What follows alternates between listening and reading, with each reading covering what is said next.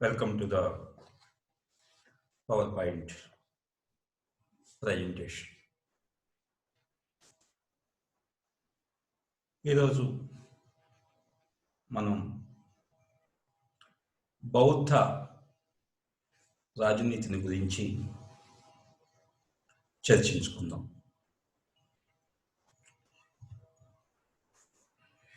ప్రాచీన భారతదేశం ఆర్థికంగా, తాత్వికంగా మరియు ఆధ్యాత్మికంగా చాలా ప్రసిద్ధి చెందటమే కాక రాజనీతి శాస్త్రానికి అనేక భావనలను అది అందించింది. ప్రాచీన సిద్ధాంతాలలో బౌద్ధ ధర్మం అతి ప్రధానమైనటువంటిది. బౌద్ధ రాజనీతి భావాలు ఒక క్రమమైన పద్ధతిలో కాకుండా వివిధ గ్రంథాలలో వివరించబడ్డాయి. మౌలికంగా రాజనీతిని ఒక సృజనాత్మకమైన అధ్యయనంగా బౌద్ధ సిద్ధాంతం భావించింది. సమస్త జగత్తు వివిధ కాలాలలో ఏర్పడి నశించి ఉత్పన్నమవుతున్నదనే భావాన్ని బౌద్ధ ధర్మం ప్రతిపాదించింది. బౌద్ధ మత భావాలు హిందూ రాజనీతి భావాలకు నిరసనగా, ప్రతిచర్యగా ఏర్పడ్డాయి. అనగా వైదిక మతానికి ప్రతిచర్యగా బౌద్ధ మతం ఏర్పడింది. అదే సమయంలో అవి హిందూ భావాలతో కూడా ప్రభావితమయ్యాయి. బౌద్ధ రాజనీతి ప్రధానంగా నైతిక భావాల ప్రాతిపదిక మీద ఏర్పడింది. బౌద్ధ మత స్థాపకుడు గౌతమ బుద్ధుడు చిన్న వయసులోనే ప్రాపంచిక జీవితం పట్ల విరక్తి చెంది ఉన్నత తాత్విక సత్యాలను తెలుసుకోవడానికి ప్రయత్నించి జ్ఞానోదయాన్ని పొంది జీవితం యొక్క అంతిమ ధ్యేయం నిర్వాణాన్ని పొంది శాశ్వతమైన ప్రశాంత స్థితికి చేరుకోవడమేనని విశదీకరించాడు. బౌద్ధ రాజనీతి భావాలు ప్రాచీన భారతదేశంలో క్రీస్తు పూర్వం 6వ శతాబ్దం నుంచి క్రీస్తు శకం 3వ శతాబ్దం వరకు వ్యాప్తి చెందాయి. బౌద్ధ మతాన్ని అవలంబించినటువంటి వారిలో అశోకుడు, కనిష్కుడు, హర్షవర్ధనుడు మొదలైనటువంటి చక్రవర్తులు ముఖ్యులు. బౌద్ధ మతాన్ని ప్రచారం చేసిన వారిలో అశోకుణ్ణి మనం మొదటగా చెప్పుకోవాలి. భారతదేశం, శ్రీలంక, జపాన్, చైనా మొదలైన దేశాలలో బౌద్ధ మతం విరివిగా ప్రచారం పొందింది. అట్లాంటి బౌద్ధ మత ఆధారాలు లేదా బౌద్ధ సిద్ధాంతానికి సంబంధించినటువంటి ఆధారాలను కనుక మనం గమనించినట్లయితే బౌద్ధ భావాలు మనకు సంస్కృత మరియు మిశ్రమ సంస్కృత భాషలలో లభ్యమవుతున్నాయి. వాటిల్లో కొన్ని ప్రధానమైనవి కనుక మనం చూసినట్లయితే మొట్టమొదటిగా చెప్పుకోవాల్సింది పాలి సూత్రాలు అంటాం. పాలి సూత్రాలు బౌద్ధ మత భావాలను బుద్ధుని శిష్యులు పాలి సూత్రాలుగా రూపొందించారు. వీటిని త్రిపీఠకములు అని చెప్పి అంటారు. పాలి సూత్రాలనే త్రిపీఠకములు అని చెప్పి పిలుస్తారు. ఈ పాలి సూత్రాలపై వ్యాఖ్యానం చేసినటువంటి వారిలో బుద్ధఘోషుడు చాలా ప్రసిద్ధి చెందినటువంటి వాడు. బుద్ధఘోషుడు ఈ పాలి సూత్రాల మీద వ్యాఖ్యానం రాశాడు. బౌద్ధ ధార్మిక గ్రంథ సంపుటిని త్రిపీఠకాలు అంటారు. ఈ త్రిపీఠకాలలో బౌద్ధ ధర్మం, బౌద్ధ మత నియమాలు, బుద్ధుని ఉపదేశాలు ఇవన్నీ మనకు కనిపిస్తాయి. బహుశా వీటిని క్రీస్తు పూర్వం 3 లేదా 4వ శతాబ్దంలో రచించి ఉండవచ్చు. ఏమిటి ఆ త్రిపీఠకాలు అంటే, దీనిలో మొత్తం 3 పీఠకాలు ఉన్నాయి. అందుకే దీన్ని త్రిపీఠకములు అని చెప్పి పిలిచాం. దానిలో మొదటిది వినయ పీఠకం అంటాం. వినయ పీఠకం. వినయ అంటే క్రమశిక్షణ అని అర్థం. దీనిలో బౌద్ధ మత సంఘం సభ్యులు పాటించవలసినటువంటి నియమ నిబంధనలన్నీ కూడాను క్రోడీకరించబడ్డాయి. బౌద్ధ సన్యాసులు పాటించవలసినటువంటి నియమాలు, నిబంధనలు అన్నీ కూడాను ఈ వినయ పీఠకంలో క్రోడీకరించబడ్డాయి. దీనిలో మళ్ళీ 2 ఖండికలు ఉన్నాయి. ఒకటి మహావగ్గ, రెండవది చల్లవగ్గ అని. మహావగ్గ, చల్లవగ్గ అనే 2 ఖండికలు దీంట్లో మనకు కనిపిస్తాయి. ప్రాచీన భారత సామాజిక పరిస్థితికి సంబంధించినటువంటి అనేక ఆసక్తిదాయక వర్ణనలు ఈ పీఠికలో మనకు కనిపిస్తాయి. ఆనాటి భారతదేశంలోని సామాజిక పరిస్థితులను ఈ పీఠిక ద్వారా మనం అర్థం చేసుకోవచ్చు. ఇక రెండవది సుత్త పీఠకం. ఈ సుత్త పీఠకంలో బుద్ధుని ఉపదేశాలు, సంభాషణలు మనకు కనిపిస్తాయి. బుద్ధుడు ఆయా వ్యక్తులతో మాట్లాడినటువంటి సంభాషణలు, ఆయన శిష్యులకు చేసినటువంటి ఉపదేశాలను వీటిల్లో మనం చూడవచ్చు. దీనిలో మళ్ళీ 5 నికాయలు అంటే సంపుటాలు అంటాం, భాగాలు. ఈ సుత్తపీఠకం 5 నికాయలుగా విభజింపబడి ఉంది. అవి దిఘనికాయ, మధ్యమనికాయ, దిఘనికాయ, మధ్యమనికాయ, సంయుక్త నికాయ, అంగుత్తర నికాయ, బుద్ధ నికాయ అని 5 నికాయలుగా ఈ సుత్తపీఠకం విభజించబడి ఉంది.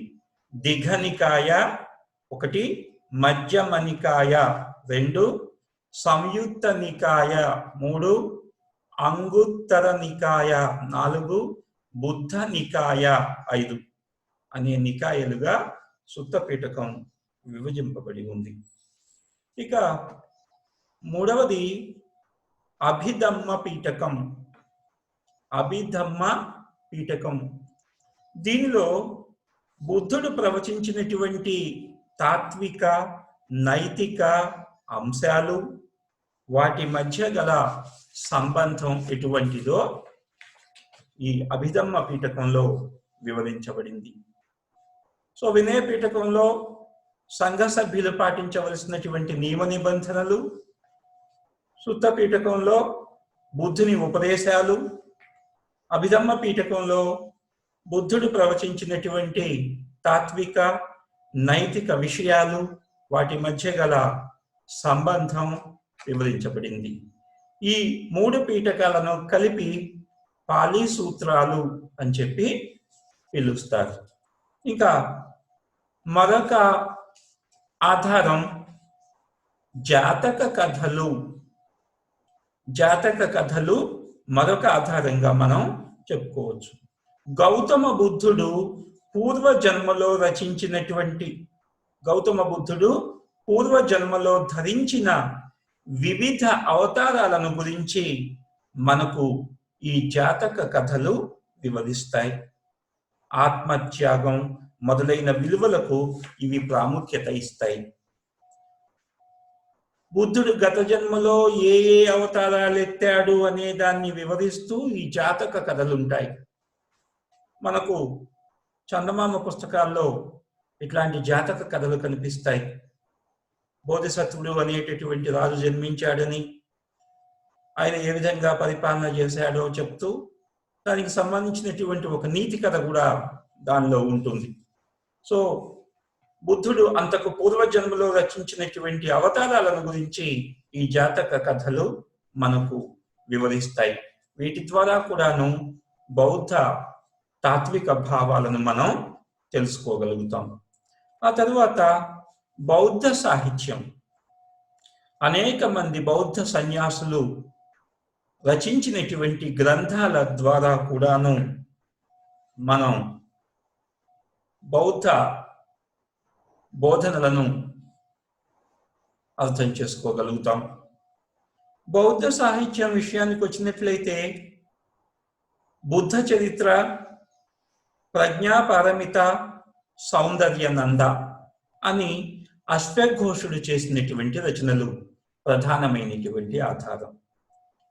బుద్ధ చరిత్ర, ప్రజ్ఞాపారమిత, సౌందర్యనంద అనే అశ్వఘోషుని రచనలు, అలాగే నాగార్జునుడు రచించినటువంటి స్పృహల్లేఖ అనేటటువంటి రచన, ఆర్యసూర రచించిన జాతకమాల అనేటటువంటి గ్రంథాలు, వీటిని మనం ప్రధానమైనటువంటి సాహిత్య ఆధారాలుగా చూడవచ్చు. సో పాలీ సూత్రాలు, జాతక కథలు, బౌద్ధ సాహిత్యంలోని వివిధ గ్రంథాలు, ఇవన్నీ కూడాను బుద్ధుని ఉపదేశాలను, బోధనలను, బౌద్ధ మత సూత్రాలను మనం అర్థం చేసుకోవటానికి ఉపయోగపడుతూ ఉన్నాయి. బుద్ధుని శిష్యుల్ని మనం 2 రకాలుగా వర్గీకరించవచ్చు. బౌద్ధ మతాన్ని అనుసరించినటువంటి శిష్యుల్ని 2 రకాలుగా మనం విభజించుకోవచ్చు. ఒకటి, కుటుంబ జీవనం గడుపుతూ తమ కర్తవ్యాలను నిర్వహించేవారు. అంటే కుటుంబం మామూలుగా సంసారిక జీవితాన్ని గడుపుతూనే బౌద్ధ ధర్మాన్ని పాటించేటటువంటి వారు. వీరిని ఉపాసకులు లేదా సాధారణ శిష్యులు అంటారు. ఈ కుటుంబ జీవనం గడుపుతూ బౌద్ధ మతాన్ని అనుసరించేటటువంటి వాళ్ళని ఉపాసకులు లేదా సాధారణ శిష్యులు అని చెప్పి పిలుస్తారు. ఇక 2వ రకం సర్వసంగ పరిత్యాగం చేసి సాధువులుగా జీవిస్తారు. వీళ్ళు పూర్తిగా బౌద్ధ మతాన్ని అవలంబించి ఆ బౌద్ధ మతంలోనే జీవిస్తారు. వీరిని భిక్షవులు అని చెప్పి పిలుస్తారు. భిక్షవులు. ఈ భిక్షవులు నివసించే ప్రదేశాన్ని సంఘం అని చెప్పి పిలుస్తారు. అంటే బౌద్ధ మతాన్ని ప్రచారం చేసేటటువంటి భిక్షవులు నివసించేటటువంటి ప్రదేశాన్ని సంఘం అంటారు. ఈ సంఘంలో ఉండేటటువంటి వాళ్ళని భిక్షవులు అంటారు. వీరు ప్రతిరోజు బౌద్ధ మత బోధన చేస్తూ భిక్ష తీసుకుని జీవించాలి అని అనుకునేటటువంటి అవకాశం లేదు. భిక్ష తీసుకుని మాత్రమే వీళ్ళు జీవించాలి. వీళ్ళు పూర్తిగా బౌద్ధ మతానికి అంకితమైనటువంటి వాళ్ళు. బౌద్ధ మత సిద్ధాంతం గనుక చూసినట్లయితే బౌద్ధ మత సిద్ధాంతంలో ధర్మ భావన అతి ప్రధానమైనటువంటిదిగా మనకు కనిపిస్తుంది. బౌద్ధ మత సిద్ధాంతం మొదటిగా ధర్మ సిద్ధాంతాన్ని గురించి తెలియజేస్తోంది. దీన్నే ధమ్మ భావన అని కూడా మనం అంటాం. ధమ్మ భావన. బుద్ధుడు జ్ఞానోదయం పొందిన తరువాత ఈ ప్రపంచంలో ఉన్నటువంటి కష్టాలకు, దుఃఖాలకు కారణం ఏమిటి అనేది తెలుసుకున్న తరువాత ప్రపంచమంతా దుఃఖమయం, దుర్మార్గంతో నిండి ఉంది. అందుకు కారణం కామం, మోహం, చిత్ర భ్రమలకు లోనై మనుషులు దారి తప్పుతున్నారు. ఎండమావులను జలాశయాలని భ్రమిస్తున్నారు. సత్య మార్గాన్ని వీడి దోష మార్గాన్ని ఎంచుకుంటున్నారు. అన్ని రకాల దుఃఖానికి మూల కారణం ఆరంభంలోనే ఉంది. జీవం పెరుగుదల జరిగే అజ్ఞానంలో అది దాగి ఉంది. అజ్ఞానాన్ని తొలగిస్తే తప్పుడు కోరికలు కూడా నశిస్తాయి. తప్పుడు కోరికలు నశిస్తే వాటి వల్ల కలిగే తప్పుడు దృష్టి కూడా పోతుంది. ఆ దృష్టి మారితే దోషాలు అంతమవుతాయి. దోషాలు అంతమైతే ఇంద్రియాలు, మనస్సు, అవి కలిగించేటటువంటి భ్రమలు కూడాను అదృశ్యమైపోతాయి. ఆ భ్రమలు, మాయలు అదృశ్యమైతే విషయ సందర్భం వల్ల తప్పుడు భావాలు మనకు ఉదయించవు. తప్పుడు భావాలు అంతరిస్తే తృష్ణ అంటే కోరిక కలగదు. తృష్ణ లేకపోతే వ్యామోహాలు, వినాశకరమైనటువంటి అనుబంధాలేవి కూడాను మనల్ని బాధించవు. వ్యామోహం నశిస్తే స్వార్థం, అహంకారం కూడా నశిస్తాయి. స్వార్థపూరితమైనటువంటి అహంకారం నశిస్తే పుట్టుక, ముసలితనం, రోగం, మరణం వీటన్నింటినీ కూడాను మనం అధిగమించి అన్ని బాధల నుంచి కూడాను విముక్తి చెందగలుగుతాం. కనుక వాటన్నింటి నుంచి విముక్తి పొందాలి అంటే బౌద్ధ మతం చెప్పినట్లుగా కోరికలను అణుచుకోవాలి, కోరికలను నశింపజేసుకోవాలి. ఎందుకంటే అహంకారం అనేది మనిషిలో మనకు కనిపిస్తుంది. సత్యం ఉన్నది కానీ అహంకారం ఉన్న చోట సత్యానికి స్థానం లేదు. సత్యం ఉన్న చోట అహంకారం ఉండదు. అహంకారం అనేది సంసారంలో అనిత్యమైనటువంటి ఒక దోషం. అది మనిషిని విడదీస్తుంది, వేరువేరుగా చూపిస్తుంది, స్వార్థాన్ని పెంచుతుంది, మనుషుల మధ్య అసూయ ద్వేషాలను కలిగిస్తుంది. సుఖ భోగాల కోసం ఆరాటపడటం, ఆర్భాటాలు, ఆడంబరాల కోసం వెంపర్లాడటం, ఇదే అహంకారం. సత్యం అంటే సమ్యక్ అవగాహన, విషయాలను సరైన విధంగా అర్థం చేసుకోవటం. ఆ సత్యం అనేది శాశ్వతమైంది. అస్తిత్వం అంతటిలోనూ నిజమైనటువంటిది, నిత్యమైనటువంటిది సత్యం మాత్రమే. కనుక అహంకారం అన్నది ఒక భ్రమ, మాయ. ఈ అహంకారం నుంచే అన్ని రకాల దోషాలు, పాపాలు పుట్టుకొస్తున్నాయి. అహంకారం ఒక భ్రమ అని గుర్తించినప్పుడే మనం సత్యాన్ని గ్రహించటానికి సాధ్యమవుతుంది. అహంభావం నుంచి ఉత్పన్నమయ్యే ఉద్రేకాలన్నింటినీ మనస్సు నుంచి పారద్రోలగలిగినప్పుడే, మనస్సు నిర్మలమైనదైనప్పుడే ధర్మాచరణకు మనకు దారి దొరుకుతుంది. సారవిహీనమైనటువంటి అహంభావ ప్రదర్శన ఆగినప్పుడే సంపూర్ణ శాంతి మనిషికి లభ్యమవుతుంది. ధర్మాన్ని అర్థం చేసుకున్నవాడు, తోటి ప్రాణులకు అపకారం చేయనివాడు, ఉద్రేకాల నుంచి విముక్తి పొందినవాడు, దోషాలను అధిగమించినవాడు, స్వార్థాన్ని అహంభావాన్ని జయించినవాడు ధన్యుడు. వాడికే పరమానందం ప్రాప్తిస్తుంది. అటువంటి వాడే బుద్ధుడు కాగలుగుతాడు. ధన్యుడు, పరిపూర్ణుడు, పవిత్రుడు కూడా కాగలుగుతాడు.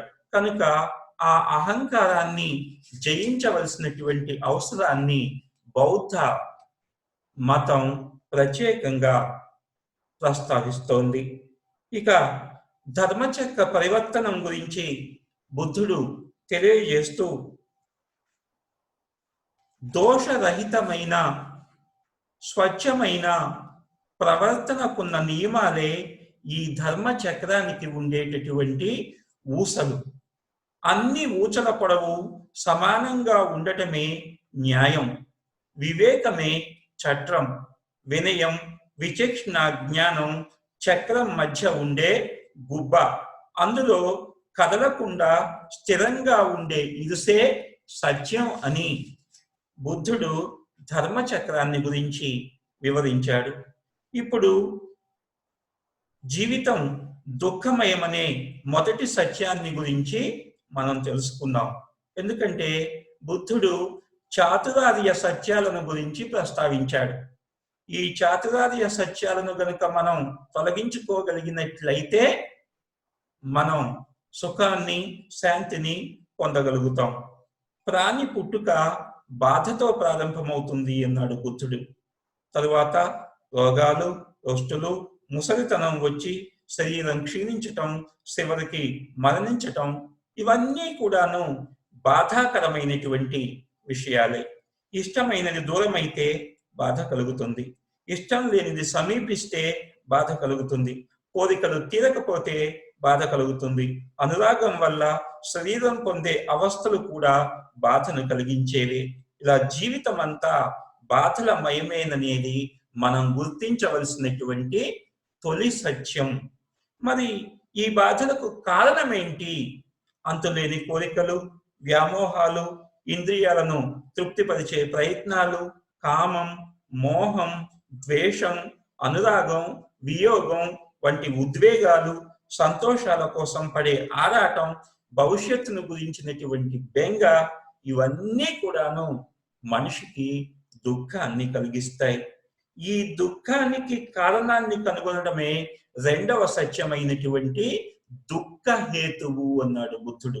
మొదటిదేమో దుఃఖాన్ని కలిగించటం, రెండవదేమో దుఃఖ హేతువు, దుఃఖానికి కారణం ఏంటి అనేది తెలుసుకోగలుగుతాం. అయితే మరి ఈ దుఃఖాన్ని నివారించటం ఎలా సాధ్యం? దుఃఖోపశమనం ఏంటి? దుఃఖాన్ని నిర్మూలించవచ్చు అంటాడు బుద్ధుడు. కోరికలను తుంచివేస్తే అప్పుడు ఉద్వేగాలు సమసిపోతాయి, మనస్సుకు ఊరట కలుగుతుంది, బాధల నుంచి విముక్తి కలుగుతుంది. ఇదే మూడవ చతురార్య సత్యంగా, దుఃఖోపశమనంగా బుద్ధుడు బోధించాడు. మరి దుఃఖ నివారణకు మార్గం ఏంటి అన్నప్పుడు దుఃఖోపశమన మార్గాన్ని వివరిస్తూ బుద్ధుడు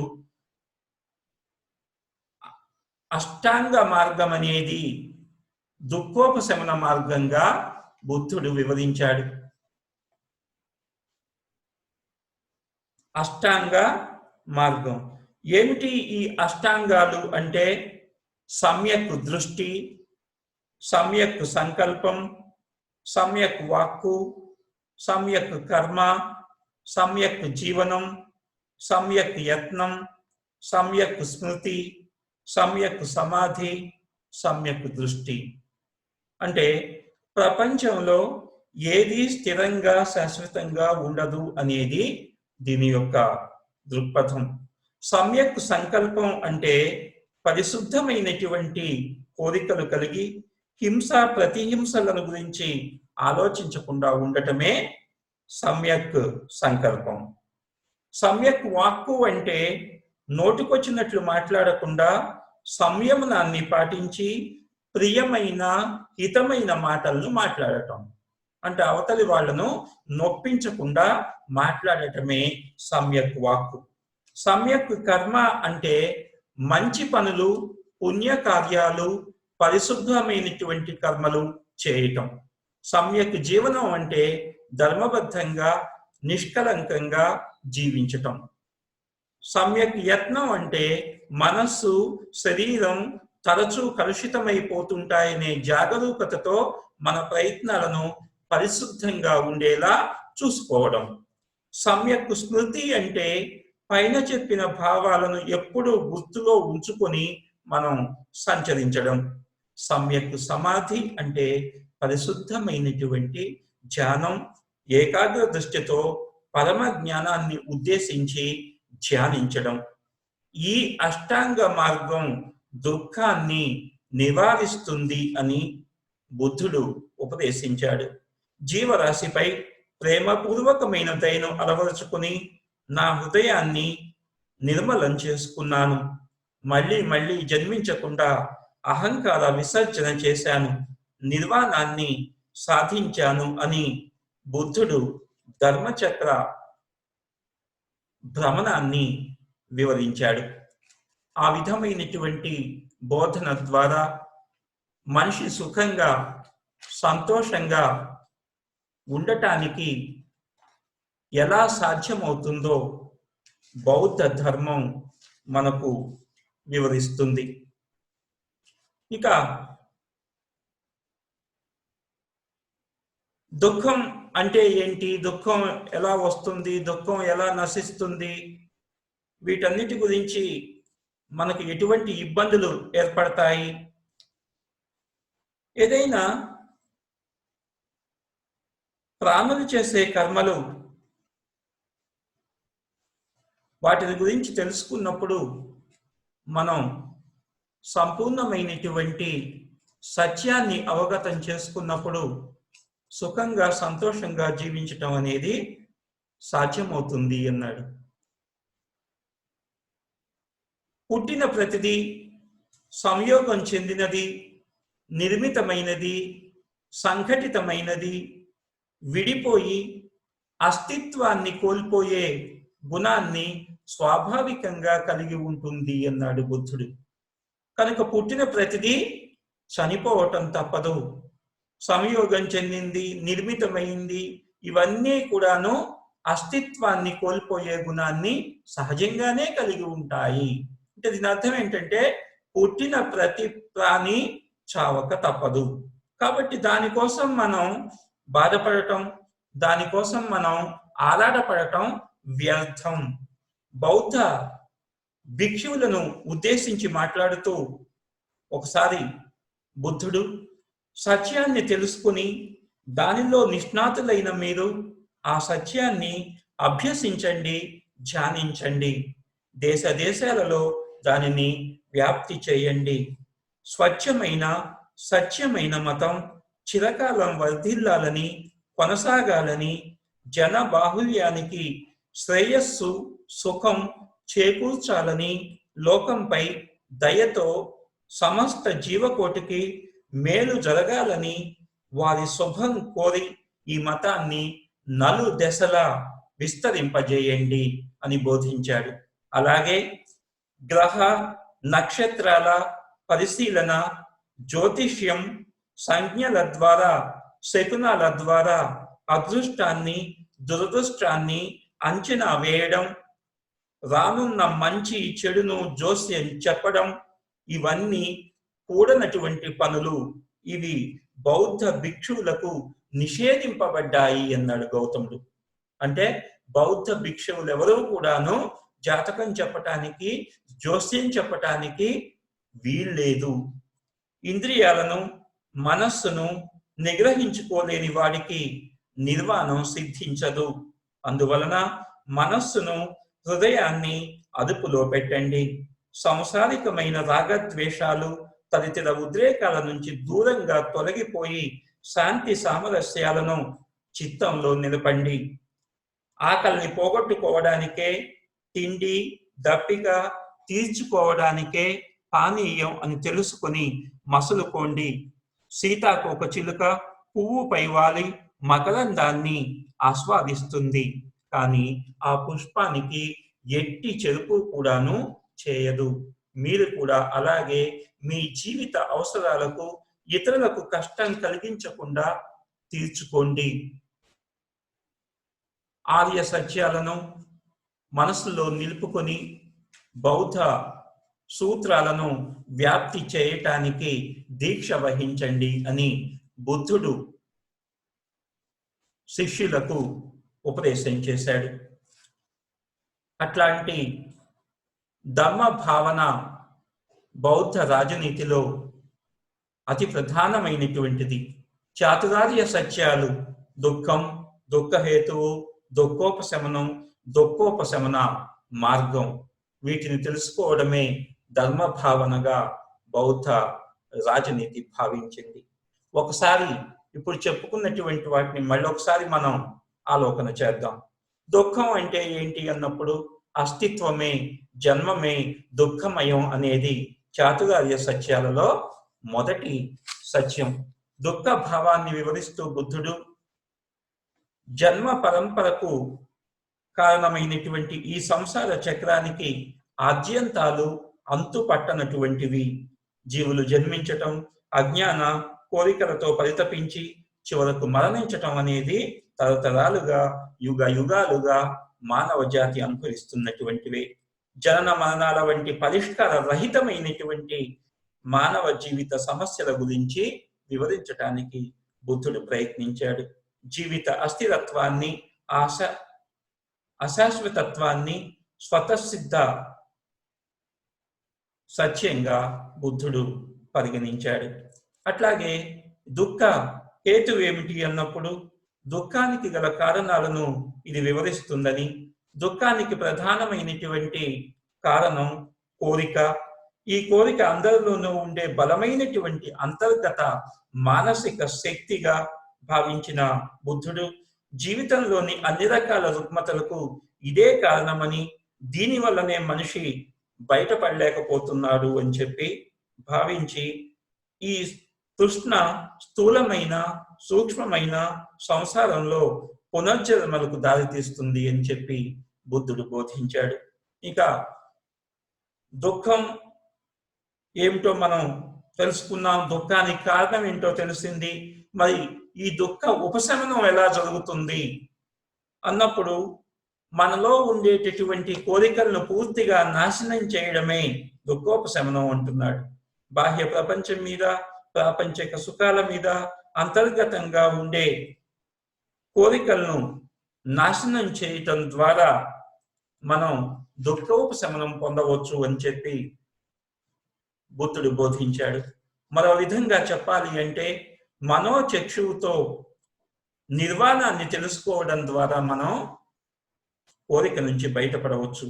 అవిద్యను అంతం చేస్తే దుఃఖం కూడా అంతమవుతుంది. అవిద్య అంటే ఏంటి? చాతురార్య సత్యాలు తెలియకపోవడమే అవిద్య. అస్తిత్వంలోకి వచ్చిన ప్రతిదానికి అంతం తప్పనిసరి అని తెలియకపోవడమే అవిద్య. వస్తువుల యథార్థ స్వభావాన్ని, దుఃఖ హేతువైన కోరిక గురించి తెలియకపోవడమే అవిద్య అన్నాడు. కాబట్టి ఆ అవిద్యను మనం తొలగించుకోగలిగితే, చాతురార్య సత్యాలను అర్థం చేసుకోగలిగితే మనకు సంతోషం, ఆనందం కలుగుతాయి. ఎందుకంటే కోరికలు నశిస్తాయి కాబట్టి. మరి దుఃఖోపశమన మార్గం ఏమిటి? దీని నుంచి మనం ఎలా బయటపడవచ్చు అంటే, ఈ దుఃఖోపశమనానికి బుద్ధుడు అష్టాంగ మార్గాన్ని సూచించాడు. ఇందాక మనం చెప్పుకున్నట్లుగా అష్ట విషయాలతో కూడినటువంటి మార్గం. దీంట్లో 8 సూత్రాలు ఉన్నాయి. సమ్యక్ దృష్టి, సమ్యక్ సంకల్పం, సమ్యక్ వాక్కు, సమ్యక్ కర్మ, సమ్యక్ జీవనం, సమ్యక్ కృషి, సమ్యక్ స్మృతి, సమ్యక్ సమాధి. అంటే ఏంటో ఇందాక మనం చూసాం. సమ్యక్ దృష్టి, సమ్యక్ సంకల్పం. సమ్యక్ అంటే మంచి దృష్టి, మంచి సంకల్పం, మంచి వాక్కు, మంచి కర్మ, మంచి జీవనం, మంచి కృషి, మంచి స్మృతి, మంచి సమాధి. వీటిని కలిగి ఉండటమే, వీటిని పాటించటమే ఆర్య అష్టాంగ మార్గం అని చెప్పి బౌద్ధ మతం చెప్తోంది.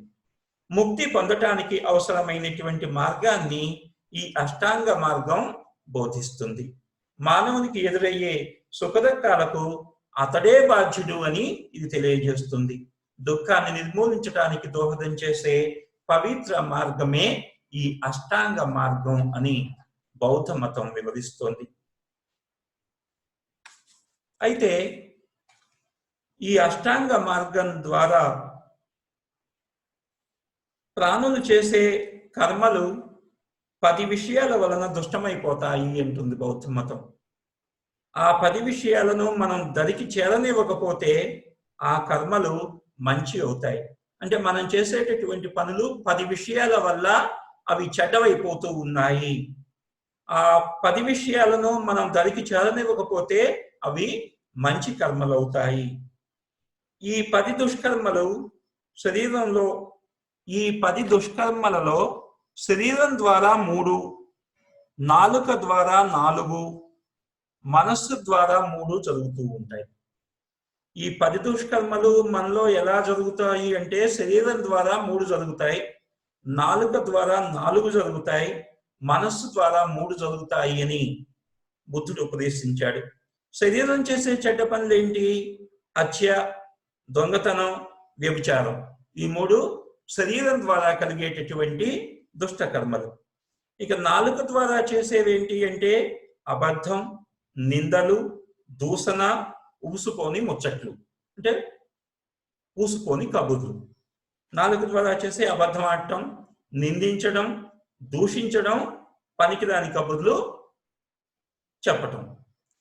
ఇక మనస్సు చేసే దోషాలు ఏంటి అంటే దురాశ, ద్వేషభావం, దుష్టమైనటువంటి ఆలోచనలు. దురాశ, ద్వేషం, దుష్ట ఆలోచనలు. ఈ 3 మనస్సు చేస్తుంది. అంటే శరీరం హత్య, దొంగతనం, వ్యభిచారం, ఈ 3 పనులు శరీరానికి సంబంధించినవైతే మన నాలుకకు సంబంధించినవి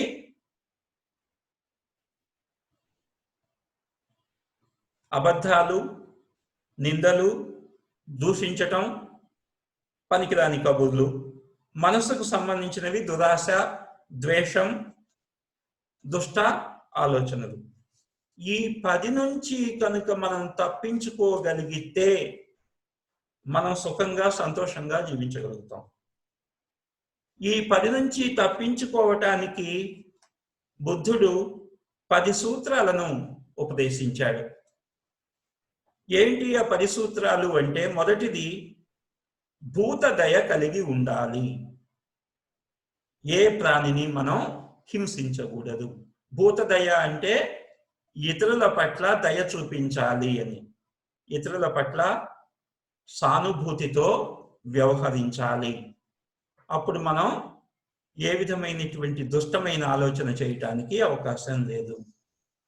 భూత దయ కలిగి ఉండాలి, ఏ ప్రాణిని హింసించకూడదు అనేది మొదటి సూత్రం. ఇక రెండవది ఎవరి సొత్తును దోచుకోకుండా, దొంగతనం చేయకుండా తమ శ్రమ ఫలితాన్ని పొందడంలో ఇతరులకు సహాయం చేయడం. ప్రతి వ్యక్తి తను చేసినటువంటి శ్రమకు సరైనటువంటి ప్రతిఫలాన్ని పొందడానికి మనం సహాయం చేయాలి. అంటే ఎవరిని దోచుకునేటటువంటి ప్రయత్నం చేయకూడదు. ఇక మూడవ సూత్రం పవిత్ర జీవనం సాగించు, మలినాన్ని దరిచేయ నీకు. పవిత్రంగా జీవించటానికి ప్రయత్నించు, మలినాన్ని నీ దగ్గరకు రానివ్వవద్దు. మలినం అంటే ఎటువంటి చెడు ఆలోచనలు, చెడు భావాలు.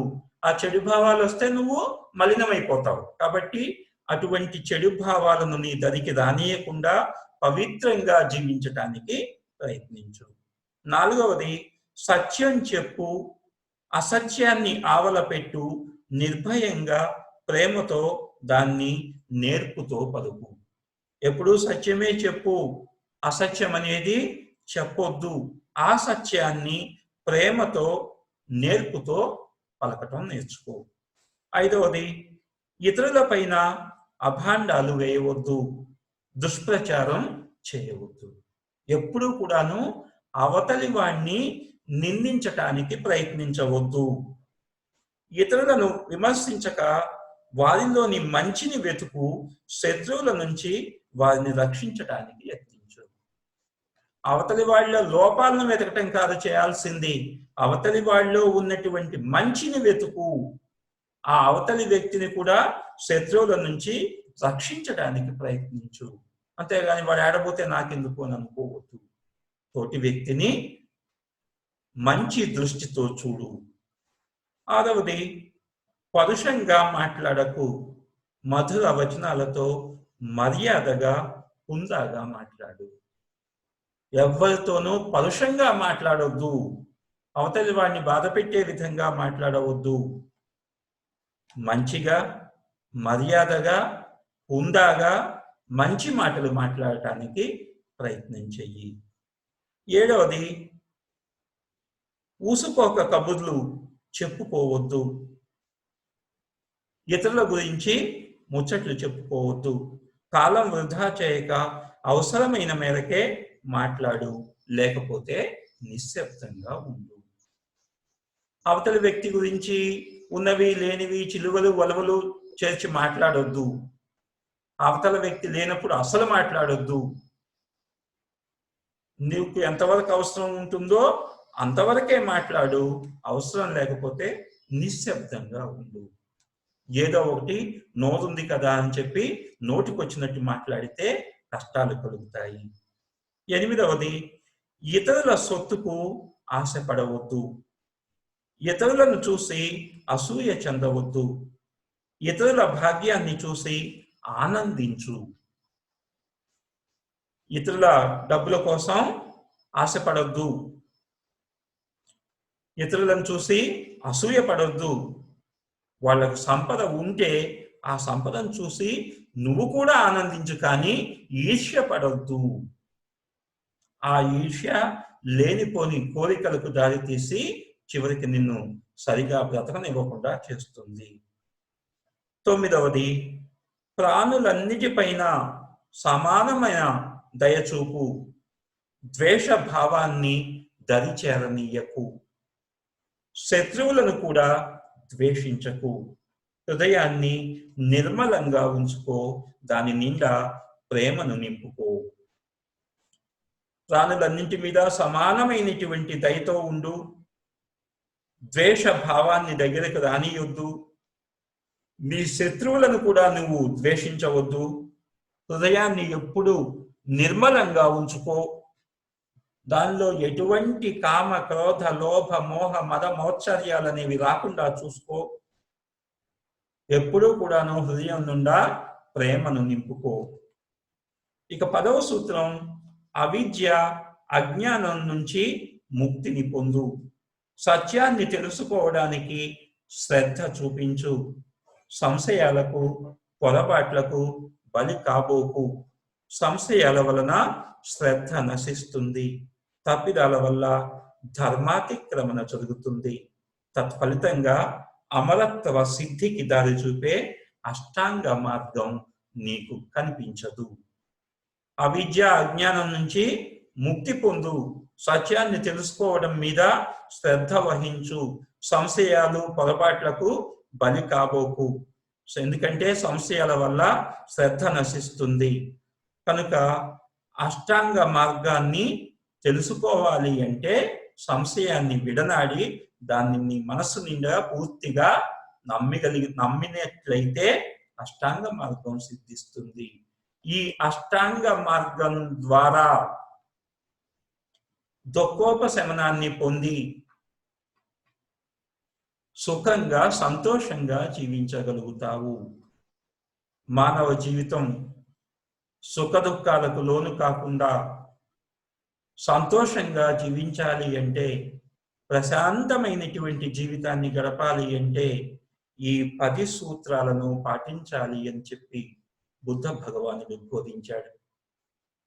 మానవులలో అశాంతికి, దుఃఖానికి కారణాన్ని కనుక్కునే ప్రయత్నంలో దుఃఖం ఎందువల్ల కలుగుతుందో, దానికి హేతువేమిటో, దుఃఖానికి మూలమేమిటో, దుఃఖం ఎలా సమసిపోతుందో, దుఃఖ నివారణకు మార్గం ఏంటో చెప్తూ ఈ ఆర్య అష్టాంగ మార్గాన్ని అనుసరించటమే దుఃఖోపశమన మార్గంగా బోధించిన బుద్ధుడు ఈ అష్టాంగ మార్గాన్ని అనుసరించటానికి అవసరమైనటువంటి 10 సూత్రాలను బోధించాడు. తద్వారా బౌద్ధ మతం మానవ జీవితం సుఖంగా సంతోషంగా సాగాలి అంటే, మనిషి ప్రశాంతమైనటువంటి జీవితాన్ని గడపాలి అంటే ఏ విధంగా సాధ్యమవుతుందో వివరించటానికి బౌద్ధ మతం ప్రయత్నించింది. ఆనాటి హిందూ మతంలో ఉన్నటువంటి మూఢాచారాలకు వ్యతిరేకంగా బౌద్ధ మతం మానవుని ప్రశాంత జీవితానికి అవసరమైనటువంటి వాటిని అన్వేషించి వాటి గురించి వివరించి సంతోషవంతమైనటువంటి జీవితాన్ని గడపటానికి అవసరమైనటువంటి మార్గాలను అన్వేషించటానికి బౌద్ధ మతం ప్రయత్నం చేసింది. ఇది దుఃఖోపశమన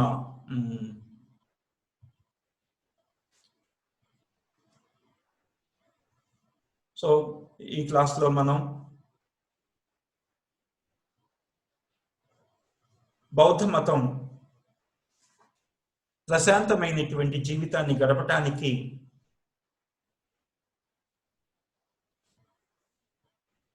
ఉద్దేశించినటువంటి అంతిమ సత్యం ఏంటి అంటే, బుద్ధం శరణం గచ్చామి, ధర్మం శరణం గచ్చామి, సంఘం శరణం గచ్చామి.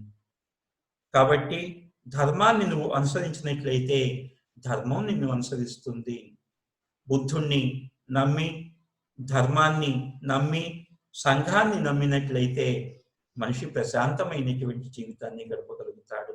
అందుకే బుద్ధం శరణం గచ్చామి, ధర్మం శరణం గచ్చామి, సంఘం శరణం గచ్చామి అని చెప్తోంది. ఇది బౌద్ధ మత ధమ్మ సిద్ధాంతం. ఇక బౌద్ధ మతానికి సంబంధించి ఎటువంటి రాజనీతి భావాలను అది అందించిందో మరొక క్లాస్లో మనం పరిశీలిద్దాం. ఇప్పటి వరకు ఓపికగా విన్నందుకు మీ అందరికీ ధన్యవాదాలు. Thank you very much.